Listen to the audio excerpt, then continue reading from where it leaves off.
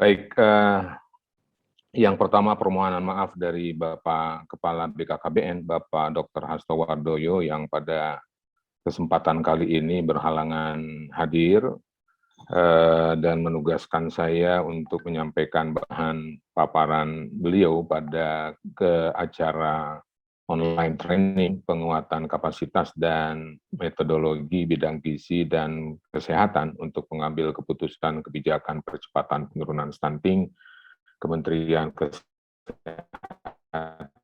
Bapak Moderator, Profesor Mansur yang saya hormati, para senior saya di sini ada Pak Anung dan rekan-rekan hadirin sekalian yang berbahagia. Jadi topik yang akan saya sampaikan sesuai dengan undangan adalah mengenai persoalan stunting dan saya akan sampaikan nanti kira-kira mengenai kondisi kependudukan, kemudian strategi nasional percepatan, kemudian implementasi peraturan Presiden nomor 72 dan nanti bisa kita lanjutkan dengan diskusi. Nah, ini menggambarkan bahwa stunting itu adalah persoalan yang tidak hanya terjadi di dunia, tapi masalah stunting ini adalah masalah global.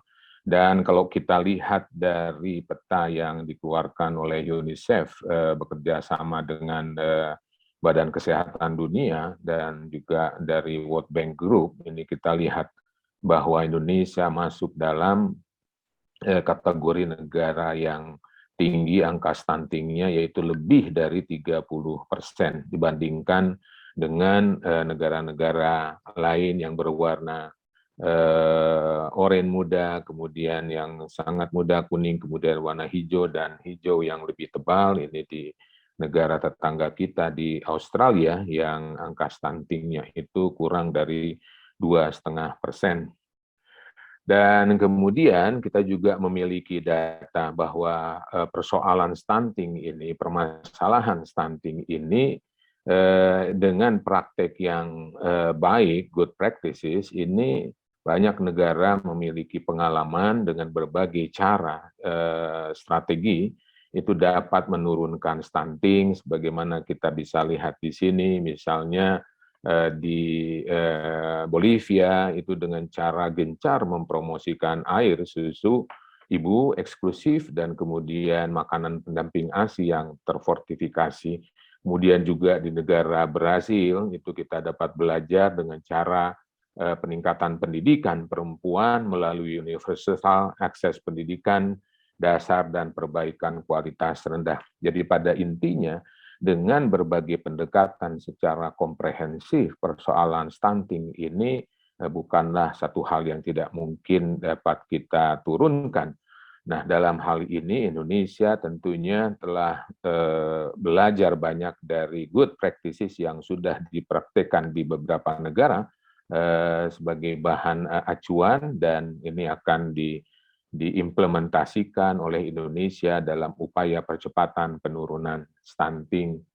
Dan kemudian Bapak Ibu sekalian, mengapa stunting ini demikian penting? Karena kalau kita lihat prevalensi stunting di Indonesia berdasarkan hasil Riskesdas tahun 2019, angka stunting kita berada pada angka 27,67%. Ini yang melatar belakangi di mana angka 27,67% ini melampaui ambang batas yang dapat ditolerir oleh Badan Kesehatan Dunia, yaitu sebesar 20%. Kemudian yang kedua juga Indonesia adalah negara yang berkomitmen untuk mensukseskan Sustainable Development Goals, di mana dalam SDGs 2030 ini Indonesia berkomitmen untuk menghilangkan kelaparan dan menjamin akses bagi semua orang, kemudian menghilangkan segala bentuk kekurangan gizi, termasuk di dalamnya mengurangi rasio angka kematian ibu. Nah, ini juga yang melatar belakangi pentingnya daripada Indonesia. Selain itu, sebagaimana kita ketahui dalam 2045 nanti Indonesia akan berusia 100 tahun merdeka dan bercita-cita untuk menghasilkan atau membentuk satu negara yang bergenerasi emas dengan ciri antara lain sumber daya manusianya unggul, kemudian juga Indonesia maju.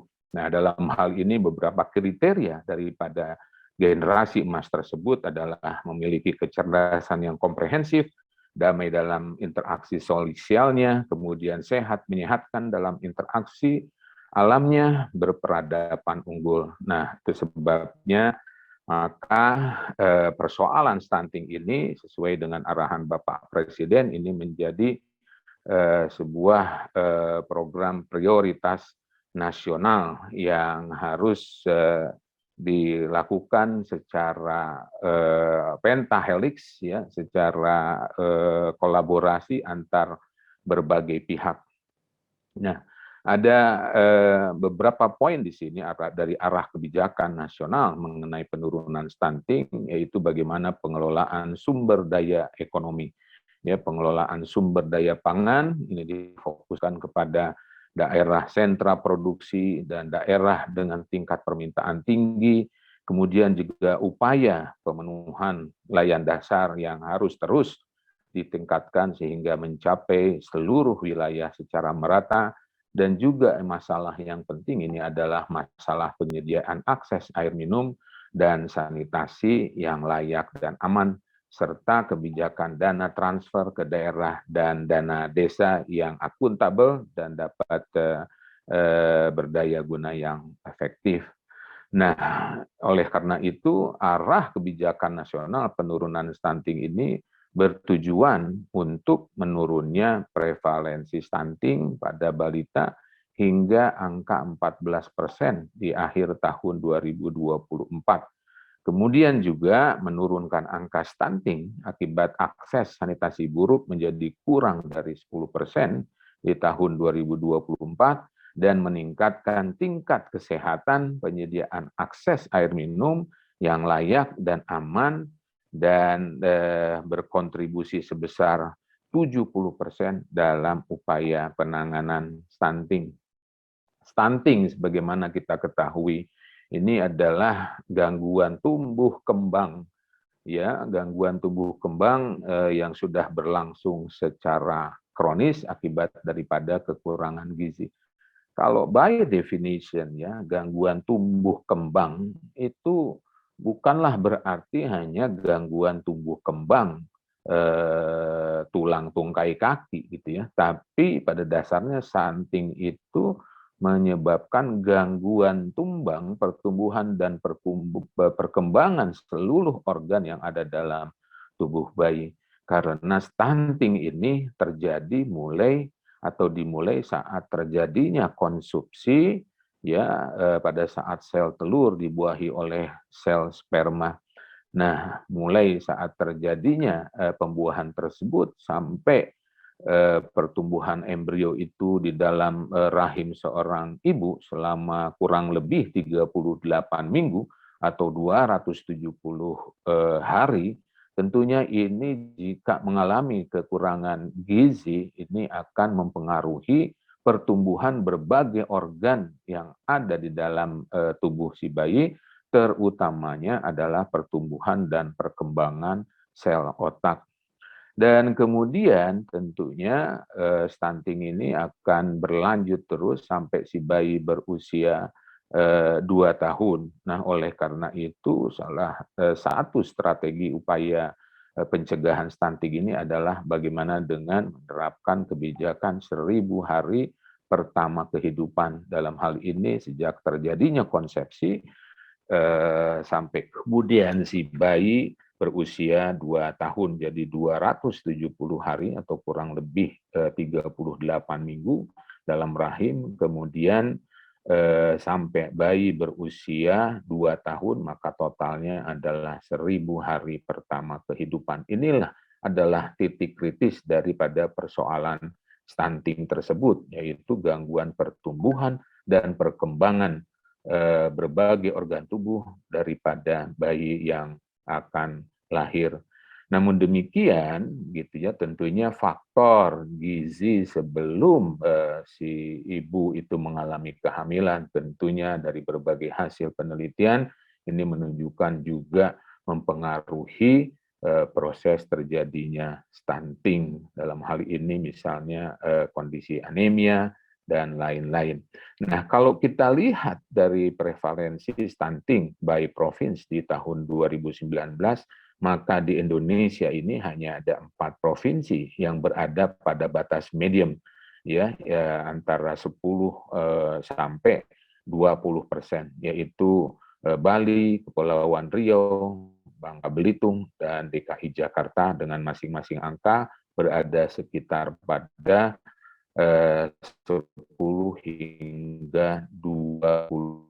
Sementara yang lain ini ada kondisi tinggi dan sangat tinggi. Bapak Ibu hadirin sekalian yang saya hormati, penanganan stunting itu sudah lama sebetulnya di Indonesia dilakukan. Kalau kita lihat ya sejak tahun 2007 ya, ini berbagai program pemerintah sudah dilakukan dari angka stunting, prevalensi stunting sebesar 37%, kemudian menurun menjadi 35%, dan terakhir secara fluktuatif ini terjadi penurunan ya. Sehingga pada tahun 2019 angka stunting yang dipublikasikan itu adalah 27,67. Nah, target penurunan stunting dalam periode 2020-2024 ini adalah sebesar 14%. Kalau kita lihat secara rata-rata pada periode RPJMN 2015 sampai 2019, itu rata-rata penurunan stuntingnya itu adalah sebesar 0,3%. Sementara di RPJMN 2020-2024 nanti, ini jika kita ingin sukses mencapai 14, maka ya, kalau asumsinya ini kita mulai dari 20 ya 2020 tentunya sekitar 2,5 sampai 3%. Tapi sekarang ini kita baru akan memulai karena satu dan lain hal, jadi saya kira rate ya percepatan penurunan ini berkisar lebih daripada 3%. Ya, ini yang menjadi poin krusial bagi kita dalam upaya penurunan stunting ini. Selanjutnya saya akan berbicara tentang strategi nasional percepatan penurunan stunting. Dalam strategi ini, maka kita akan mengenal dengan yang disebut rencana aksi nasional melalui pendekatan keluarga. Jadi ini adalah rencana aksi nasional, jadi nanti disebut RAN pasti, rencana aksi nasional percepatan penurunan stunting, ya, yaitu terdiri dari penyediaan data keluarga beresiko stunting. Dalam hal ini kami di BKKBN sudah melakukan pendataan keluarga dan baru minggu ini di launching kemarin secara resmi oleh Bapak Profesor Kemenko ya, jadi Menteri Koordinator PMK, dan juga berlangsung di kantor BKKBN. Jadi sudah kita launching data by name by address keluarga-keluarga yang beresiko stunting. Kemudian juga dalam rencana aksi nasional yang kedua, kita akan membentuk tim pendamping keluarga beresiko stunting. Jadi dari PK21 ini dihasilkan by name by address keluarga-keluarga yang berpotensi atau beresiko stunting, dan keluarga-keluarga ini akan kami dampingi dengan tim pendamping keluarga beresiko stunting yang terdiri dari 3 unsur, mulai dari BKKBN, Kementerian Bidan dari Kemenkes, dan juga tim PKK dari Kementerian Dalam Negeri yang akan saya jelaskan dalam slide-slide selanjutnya. Kemudian juga dalam RAN pasti ini kita akan melakukan pendampingan kepada semua calon pengantin, calon usia subur, ya, perempuan usia subur. Ya, jadi sebelum menikah, 3 bulan sebelum menikah, ini para catin ini akan diberikan edukasi, diperiksa status gizi dan kesehatannya, apakah anemia atau tidak, sehingga nanti jika terdeteksi mengalami anemia, ini disarankan dan dalam waktu 3 bulan ke depan diharapkan status kondisi anemia ataupun masalah gizi lainnya ini dapat tertanggulangi. Begitu juga kita akan melakukan pendampingan dengan memberikan komunikasi, informasi, dan edukasi, bekerja sama dengan Kementerian Agama, nanti para Catin, ya, apakah itu yang beragama Islam, beragama Kristen, Hindu, Buddha, ini akan mendapatkan edukasi tentang apa dan bagaimana itu stunting, kesehatan reproduksi, dan lain-lainnya terkait dengan masalah menjadi orang tua, kemudian menjadi ibu yang baik, dan seterusnya. Kemudian juga akan dilakukan masalah surveillance ini di tingkat akar rumput, begitu ya, terhadap program yang sedang berjalan, dan juga masalah audit kasus stunting. Nah, dari segi pengorganisasian, maka ini tersusun atas di tingkat pusat sampai kepada tingkat desa. Ini terdiri atas pengarah, ya, kemudian juga di tingkat provinsi. Mohon maaf.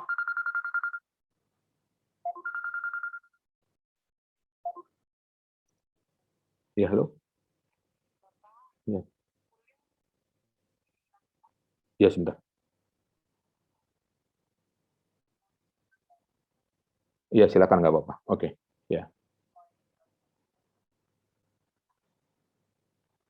mohon maaf. Baik, di tingkat pusat, ini terdiri dari pengarah dan pelaksana, kemudian di tingkat provinsi, ini akan ditetapkan oleh Pak Gubernur, kemudian di tingkat kabupaten kota, ini akan ditetapkan oleh para bupati, di tingkat kecamatan, oleh tim dari kabupaten kota membentuknya, kemudian di tingkat desa ditetapkan oleh kepala desa. Nah, tugas tim yang dibentuk ini adalah mengkoordinasikan, mensinergikan, dan mengevaluasi penyelenggaraan percepatan penurunan stunting di wilayah masing-masing. Nah, pemantauan dan evaluasi saya kira nanti ini akan saya skip terlebih dahulu. Nah, jadi dalam hal ini ya target antara untuk percepatan penurunan stunting kita akan membenahi dari masalah berbagai pendekatan melalui layanan intervensi spesifik, kemudian juga layanan intervensi sensitif, dan ini akan dieksekusi nanti langsung oleh tim pendamping keluarga yang tadi dibentuk dan terdiri dari 3 unsur, mulai dari ibu bidan, kemudian penyuluh keluarga berencana, dan juga tim PKK. Seperti misalnya mereka akan mendorong, ya, memonitor apakah ibu hamil ini mengonsumsi tablet tambah darah atau tidak, kemudian juga apakah menyusui secara eksklusif, ya, kemudian juga bagi anak yang berusia di bawah 5 tahun mengalami gizi buruk, ini akan mendapatkan pelayanan tata laksana gizi buruk, dan seterusnya. Nah, ini adalah lampiran dalam Perpres, nanti bisa saya share mengenai peraturan presidennya kepada moderator agar bisa dapat didistribusikan kepada seluruh peserta. Jadi kita akan fokus kepada calon pengantin, kemudian ada fokus kedua adalah kepada ibu hamil, kemudian yang ketiga adalah kepada ibu menyusui, ibu masa interval, dan kemudian adalah kelompok balita berusia 0 sampai 5 tahun, ya, tapi kita akan fokus pada 0 sampai usia 22 tahun saja. Nah, selanjutnya mengenai implementasi Peraturan Presiden Nomor 72 Tahun 2021. Ya, jadi dalam hal ini target adalah sebesar 14%. Mohon maaf, nomor Peraturan Presiden Nomor 72 Tahun 2021. Dalam hal ini ada rencana aksi nasional, kemudian mekanisme dan tata kerja, serta pemantauan dan evaluasi pelaporan.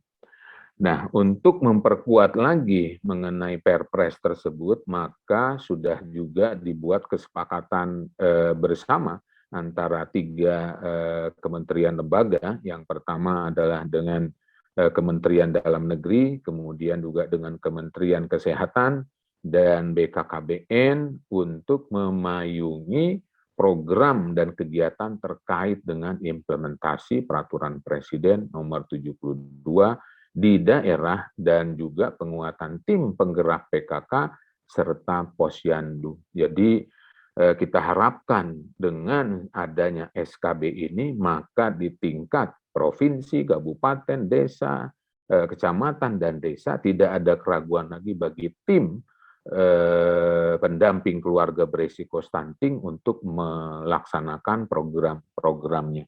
Jadi masing-masing kementerian ini akan memberikan arahan dan juga petunjuk bagi unit terkait di bawahnya untuk mengeksekusi pelaksanaan percepatan penurunan stunting. Ya, sebagaimana tadi sudah saya sampaikan dalam rencana aksi nasional, ini kita akan menyediakan data keluarga beresiko stunting, kemudian tim pendamping keluarga beresiko stunting, ini 3 orang, jadi ini sudah kita latih sekarang para pendamping keluarga beresiko stunting ini ada sebanyak kurang lebih 600.000 tim pendamping untuk mendampingi seluruh keluarga beresiko stunting yang ada di seluruh Indonesia. Tim pendamping ini juga sudah kita latih mengenai apa dan bagaimana cara bekerjanya, materi-materinya juga sudah kita advokasikan kepada tim pendamping keluarga beresiko stunting, termasuk di sini juga bagaimana untuk mendampingi calon pengantin atau pasangan usia subur dan juga nanti untuk membimbing surveillance dan auditing ya di tingkat desa dengan memanfaatkan forum rembuk desa. Nah, ini saya kira penjelasan mengenai pentingnya untuk memahami 1000 hari pertama kehidupan. Jadi dalam hal ini adalah sejak terjadinya konsepsi sampai si bayi 2 tahun ini masih modifiable, ya masih dapat dimodifikasi atau juga diintervensi sehingga dampak-dampak yang muncul akibat daripada kekurangan gizi tadi ini diharapkan mampu mengurangi resiko. Namun demikian, jika sudah berusia lebih dari 2 tahun, 3 tahun, 4 tahun, dan 5 tahun, maka ini tidak mendapatkan prioritas, namun demikian tidak kita abaikan, ya, karena berdasarkan pendataan keluarga tahun 2021 yang kita fokuskan adalah yang ini sampai usia 2 tahun. Data ini juga kita kumpulkan, yang usianya 3 sampai 5 tahun itu sudah ada, tapi kita akan fokus kepada mereka-mereka yang memiliki bayi atau juga sedang dalam periode kehamilan untuk nantinya menjadi pegangan bagi tim pendamping keluarga beresiko stunting. Ini tadi pendekatan keluarga yang akan kita lakukan seperti kepada catin, kita ingin pastikan mereka tidak mengalami anemia, kemudian umur juga tidak kurang dari 19 tahun, dalam hal ini kita merekomendasikan 21 tahun bagi catin wanita dan 25 tahun bagi catin pria. Kemudian juga ada parameter lingkar lengan atas, tidak kurang dari 23 cm, kemudian juga indeks massa tubuh akan kita pantau.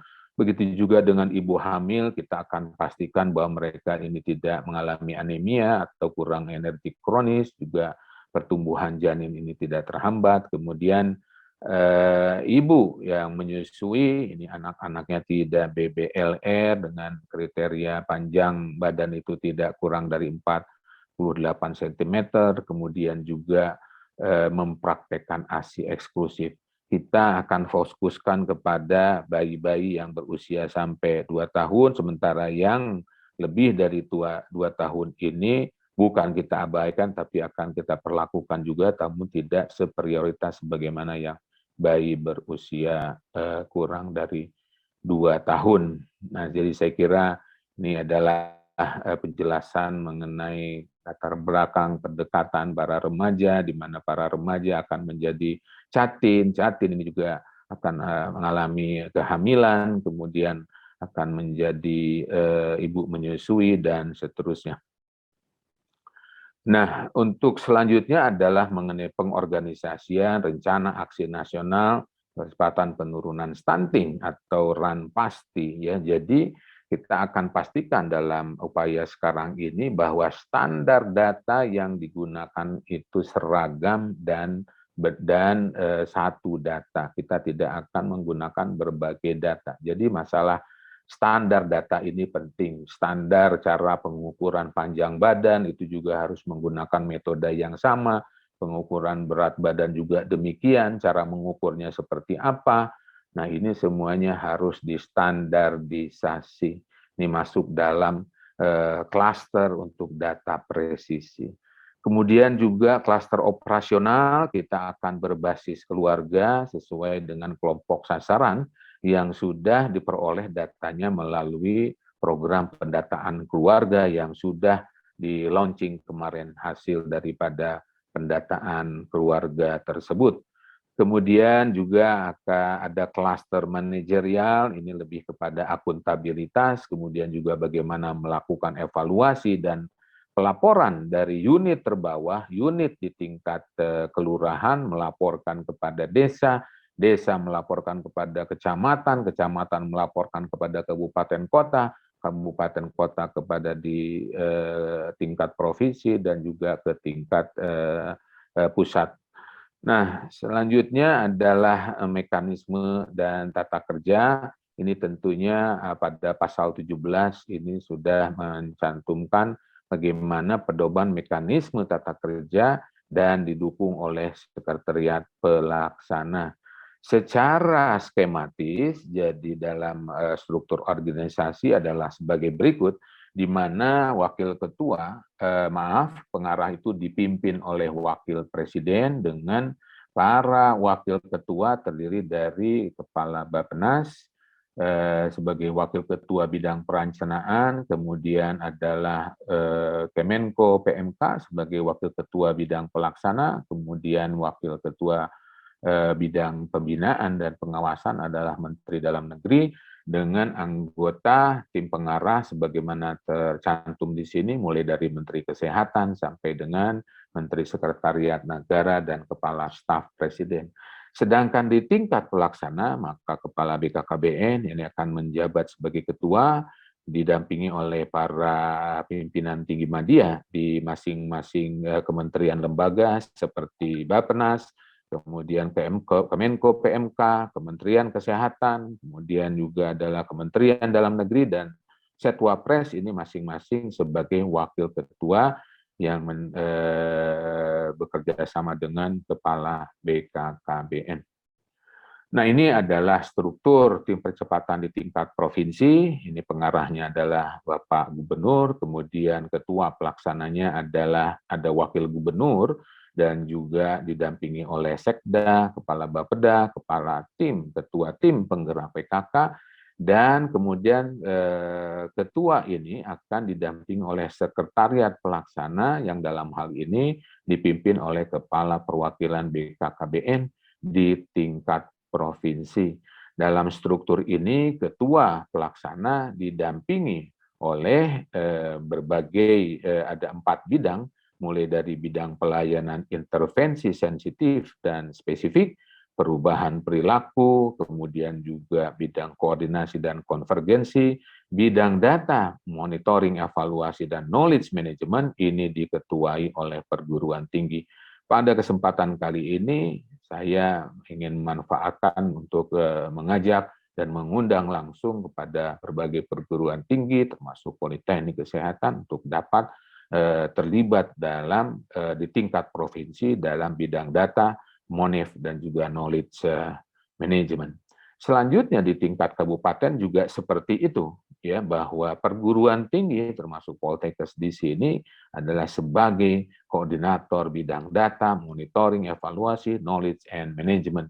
Di tingkat kabupaten kota seperti tadi, di tingkat provinsi diketuai oleh Bapak Wakil Bupati, atau secara operasional ini adalah sekretaris daerah, dan juga nanti ini tim pelaksana ini akan didampingi oleh sekretariat pelaksana yang akan dipimpin oleh Kepala OPD Dalduk dan KB. Kemudian juga ada bidang-bidang di sini yang akan diisi oleh para OPD terkait untuk bidang pelayanan intervensi sensitif dan spesifik, kemudian perubahan perilaku, bidang koordinasi konvergensi, dan juga bidang data, monef, knowledge, dan manajemen. Saya kira ini merupakan posisi strategis di sini untuk dapat menginspirasi, memberikan masukan kepada berbagai bidang yang ada. Jadi dalam hal ini perguruan tinggi juga bertindak sebagai apa ya, saya ingin mengatakan mengarahkan lah kalau kayak begitu.